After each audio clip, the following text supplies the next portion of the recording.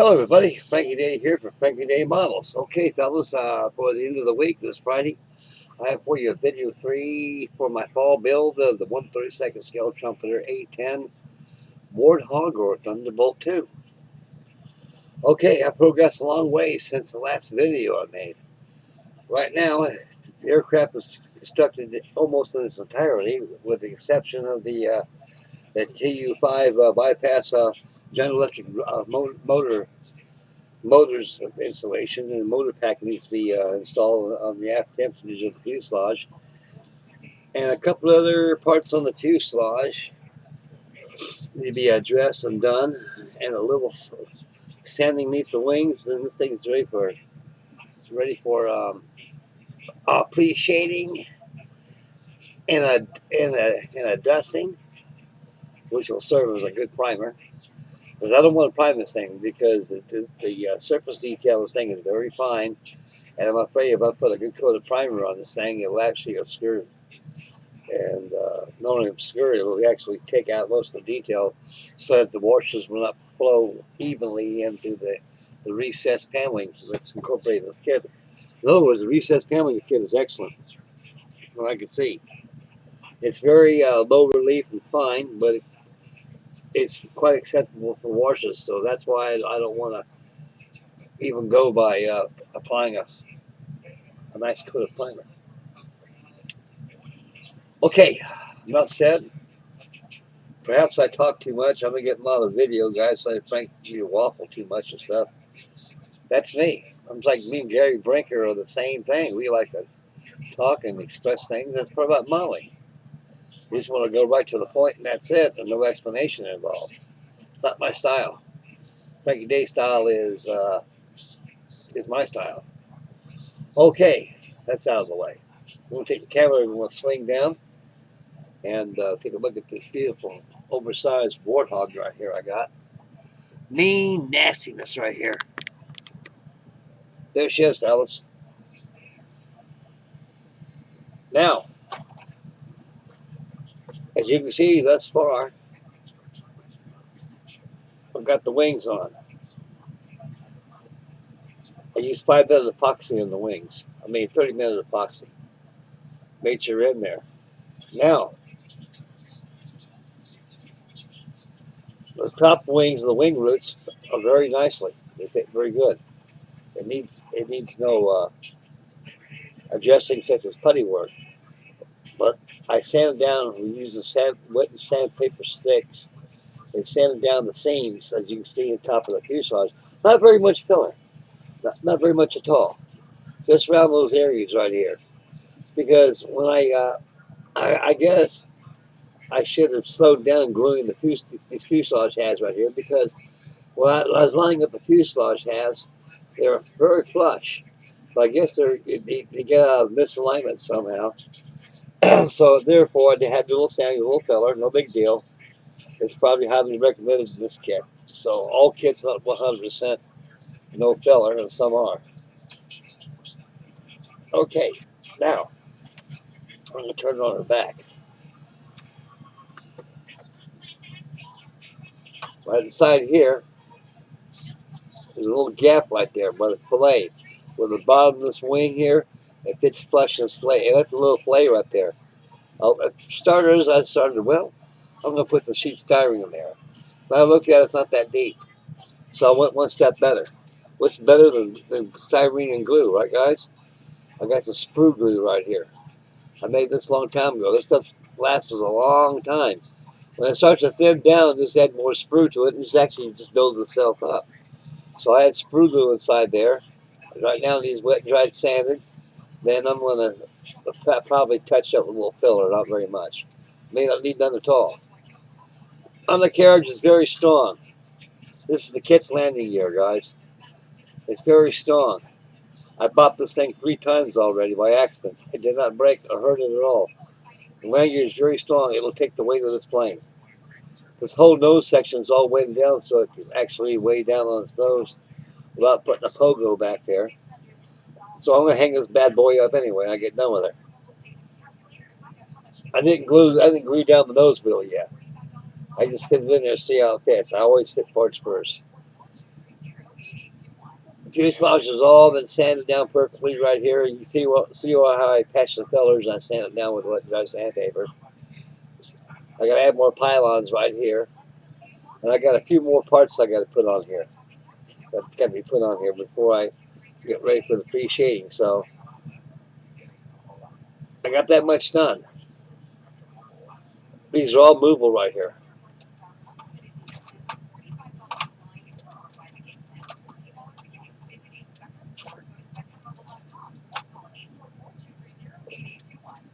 All the control surfaces of this thing are operable. The only thing you know that the landing gear is up, retract. And I got this nice little sanding sticks I got all the time. They work very good. Here's an area right here I need to get.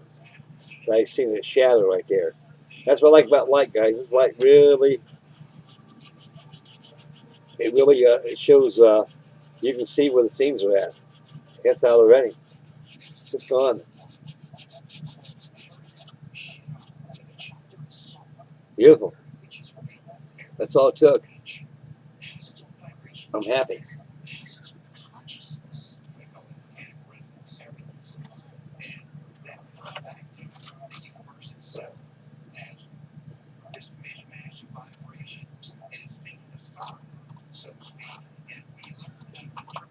Now the flaps, they work.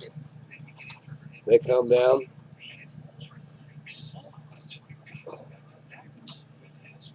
The slats, they work too. Stabilizers, they work. Motors work also. After spending 7 hours in that cockpit, it was worth it, fellas. It really was. And it saved me a lot of money. It sure did. And I got filling behind that cockpit. Now,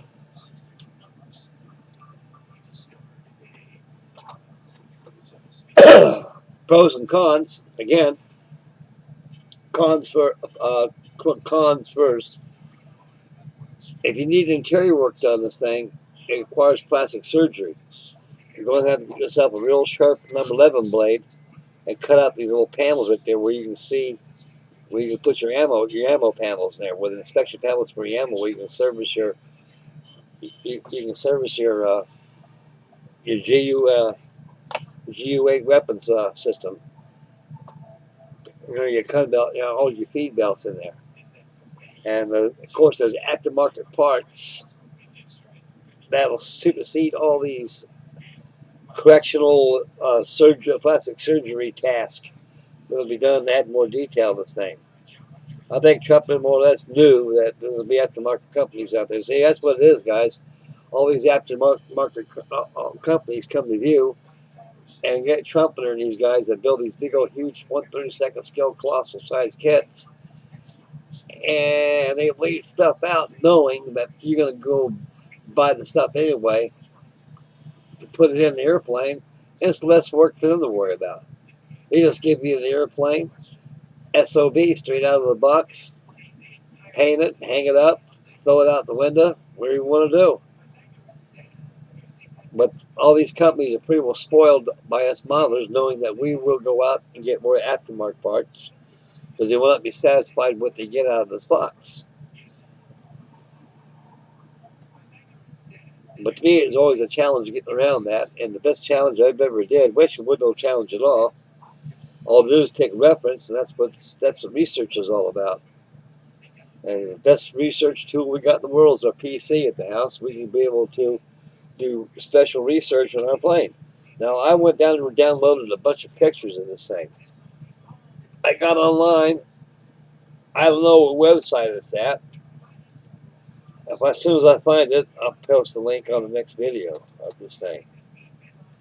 So we got one more video coming up on this before it gets ready for the painting, and that'd be live action right there, I think, like I did on the Hellcat 124 Airfix Hellcat I had. And this would be all tricolor. It'd be NATO green, gunship gray, and some kind of a light green color. It's almost like light green, like used in Vietnam. So there ain't no white underside. It's all continuous color. You just get to follow the paint schedule. I've got all the pylons on the bottom of the wings, and you can tell, as you can see on the picture here. I got more pylons put on here, and I got a lot of parts I got to put on here, on the side here, be on the starboard side, and I got a few more on the bottom. They all got to be on there first before I start doing any painting. Also, I got to assemble behind the cockpit to fill all this in. Since these inspection on the cons of the kit, since they don't have no inspection panels opened up for you to be able to put in your service of a U-8 weapon system, I went ahead and added more weight back here. I added some in the drum. I just needed to add a little more on top of that, so this thing is weighted perfectly. I think it's got about 80 grams of weight. And I weighed it on my scale again over here. And it came on 80 grams of lead, and I epoxied it inside the fuselage. Ain't gonna go nowhere. You're not gonna see that blue area where it sats in. It's gonna be back here. You got a plate fits back here. It's gonna be all sealed in, so you ain't gonna see nothing. It'll be like never there. I put all those shells and all that weapon system there, and it's not gonna be seen because they didn't cut these panels out. They can at least went that far, but they can at least remove the panels, so you make it easier for you to put your aftermarket parts in there. But like I say, their plan was go ahead and design this thing, produce it, get it out there, and let them worry about it. To me, that's not right. You're paying a lot of money for a kit, you should get a lot of parts with it. Some of these Trumpeter kits are tricky, some of them are. This is the first time I ever got a Trumpeter kit that didn't come with an airplane, didn't come with metal landing gear. No. That Focal Condor doesn't have metal landing gear. But they ain't nothing compared. That's 1/48 scale, and short shooting not as heavy as this big behemoth is. Okay. In the instructions on the kit and stuff in general, I'm at this step right now. Looks like I'm going to have to use those clear parts. On the assembly right here, on top up here, this is where your clear parts are at. So I guess this whole engine is painted in detail inside. It's sandwiched in between the two clear halves, and the two clear halves, they fit right inside these nacelles. And here's your panels, which fit over here, and they open up over in here. You can take up the panel, you can see the whole engine is cased in clear plastic. That may be the case with this, I don't know. But that's the only way, I think, because the turbine blades and the afterburner is all clear parts, so I guess they all got to be used. I think they're designed just for show and tell, in case if you don't want to put the motor in the plane, you can't see it. You can put that clear part, you can make it more standing, you can still see what kind of engine it is, but that motor does go inside that plastic and fits in both these pods back here. So, okay, finishes, pros, there isn't any. I've had no problem. Now, cons, like I showed you when I had it on the back, is that little gap back over in here. That's got to be sanded out flush. That's it.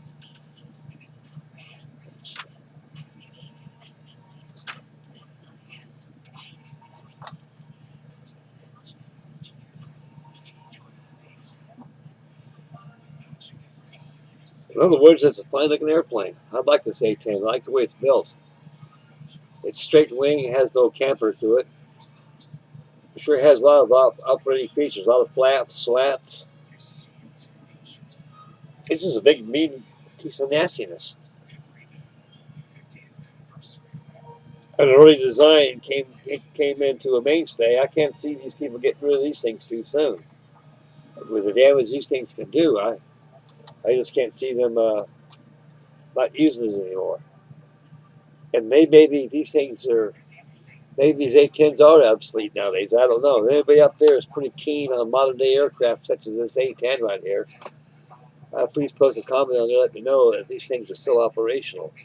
I really don't know. The only way it's going to, all my questions are going to have to be answered. I'm going to get back on Wikipedia and do some research on the service life of this here aircraft.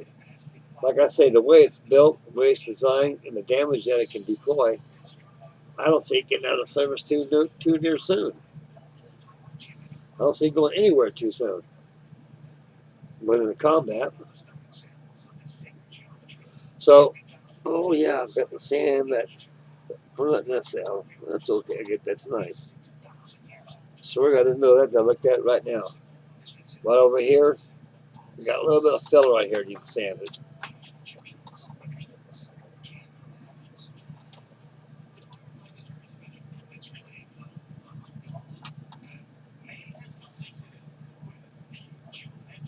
And I'll sand that tonight, along with the bottom of the wing. Get that all squared away. Then proceed with the rest of the parts. And the next video will be at the stage of appreciating and a dusting of light primer. So what I'm going to do, I'm going to appreciate all these panels with my airbrush. The whole entire plane will be appreciated. And all the great natural plastic that hasn't been exposed to appreciating, I'm going to give this whole airplane a whole complete little dusting. Enough dusting to turn it like this light gray and dark gray. That'd be a light primer. That'd be a good primer right there. It'll serve as a primer. That way I'll have my camouflage on there. What is this thing sitting on? Oh, I know what it is. Rocking on that landing gear well. Never rocked before like that. Oh, I know what it is. This thing's bowed up right here. That's what did it. I said, hey, I got enough weight in this thing. I've never done that before. Like I say, guys, this thing is, it can stand on its undercarriage without no fuss. So if anybody's got one of these in a stash, give it a try, give it a whirl. I'm quite sure you can find some place where you can put it at. Now, Frankie Day can build one of these things in a 10 by 40 foot trailer. I'm quite sure you guys can build one in your house, and you want to. The best way to display this thing is up in the wild blue yonder in the high school of modeling.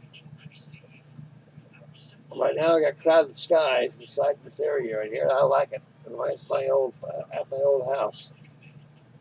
These airplanes keep me company in here.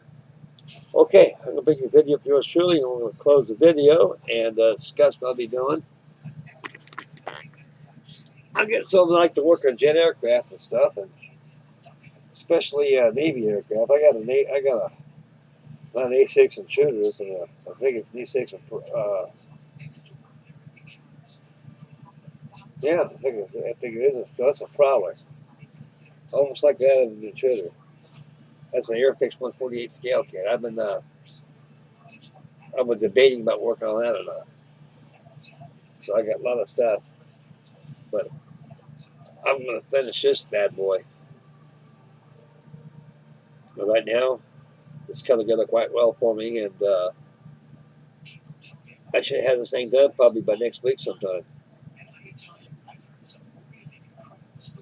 Take me a couple good days to paint this thing. Maybe one day, I don't know.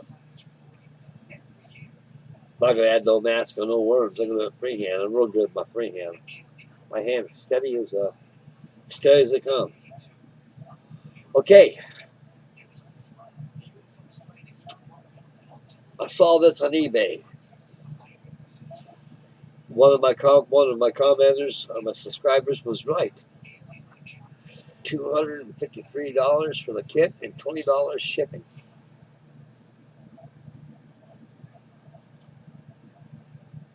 Although I didn't get no metal landing gear in this kit, but like I said, the Scourge unit was overwhelmed with, thank goodness that I got the kit at a real low cost.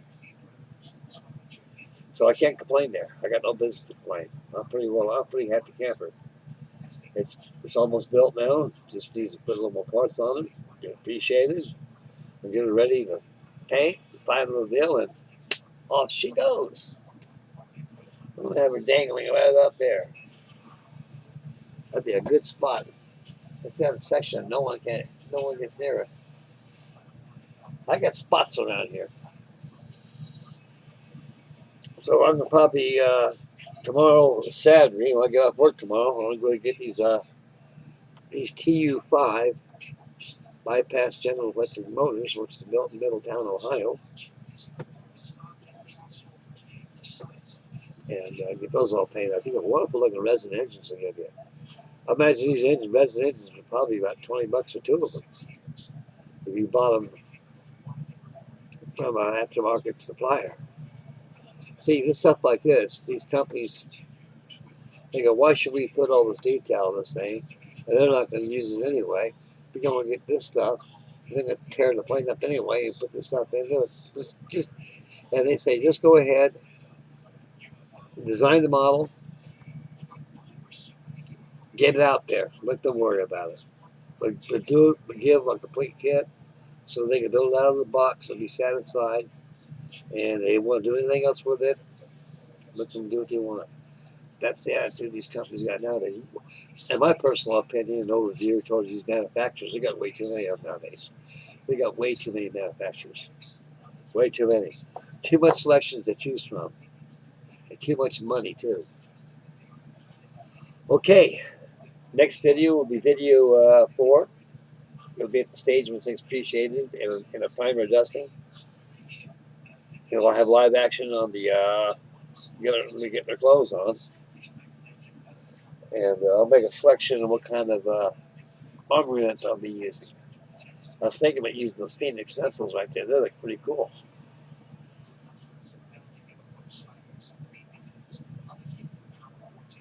Yeah, I'd probably use that. Use this, some kind of a scrambler, a jamming system. They can jam the other people's radar. That way they can block all the frequencies. We launch and deploy our Phoenix missiles wherever we got this thing, and you guys can just keep on doing what you got to do because you're defenseless and you're done. So I think I'll put that on there too. And these pods on here, I know where they go. They go after the fuselage. I will have those on tonight too. So there's a lot of parts on this thing. I got these movable shackles right here. These hangs right. These shackles fit for your armament. They move like this, where you can lock them in position.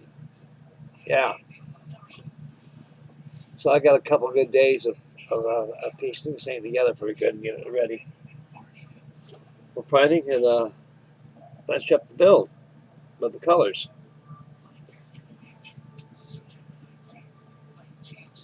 I'm doing some cleanup back here. I ran into this old girl. I forgot all about this thing. I said, Frank, you should have that done a long time ago. That's my Trumpeter 148 scale SA-16B Albatross. I've got one just like this. It's hung up right up there. Let's see if we got a camera up here. That's why I'm talking about it. I think you can see it up there somewhere.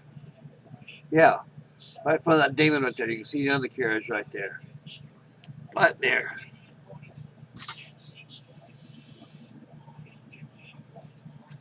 So I got this all sanded down real well. I buffed this out the other day. So I got all the seams are real prepared. I'm going to paint this sea blue and white. And also with your orange.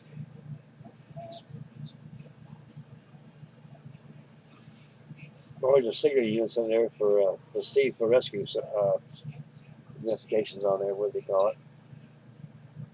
It's a nice plane.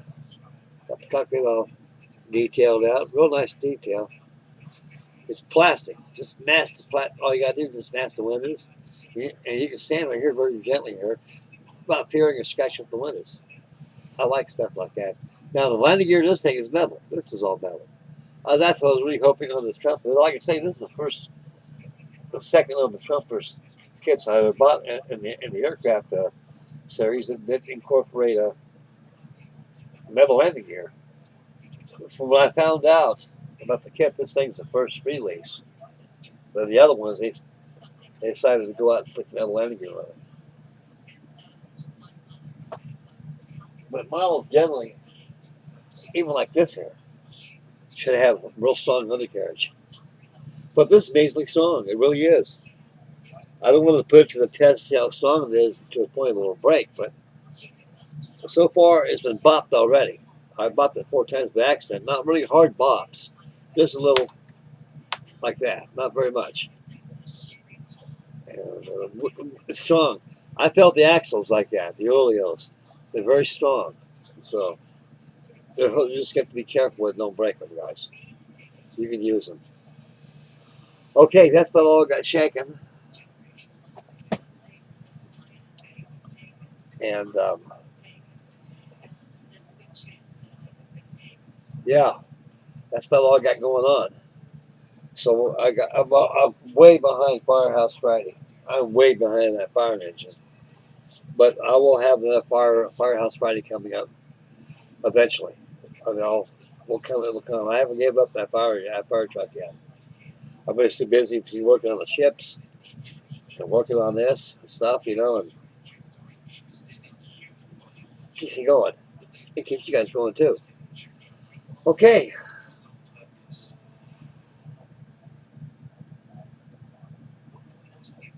I can't think of anything else. I really can't. Other words, I got work to do. I gotta start working on this A-10. I get this thing up to snuff. Getting prepared for video number 4. Okay. I think that's about it for me for the night, guys. I think I've been here long enough. This is a nice model. It requires a good place to put it, a lot of breakage. The only place I'd keep this thing, I keep getting busted to hang them up. They last a long time, you hang them up. But the thing about it is, they dust collectors. You got once in a while, you got to walk around with this and give it here or there. I'm always constantly dusting. I'm always like this all the time. I'm dusting all the time, like an old woman dusting the house. It's worth it. You got to keep them clean. You got to keep your investment clean. They age generally. Okay, that's it. Make mama happy. Take care of the little ones. Stay focused when you drive. Spend wisely. And be careful out there, fellas. And watch yourself out there and be observant of your surroundings. Okay, this is Frankie Day signing up for Frankie Day Models. We'll catch you for video number 4. I'll have it for you one day next week. I got work to do in this A-10. We'll take the rest of the night off and maybe watch an old science fiction movie. I don't know what I'll do. Okay, I'm out of here, boys. You guys take care of you. Best of all of everything in this video. Thank you very much for your wonderful candor and your wonderful comments. I'm sorry I don't answer them back on the fly, but I do read them. And without further ado, they're in my heart. Thank you. God love you guys. I'll catch you on the next video. Bye, boys. Take care of yourself, fellas.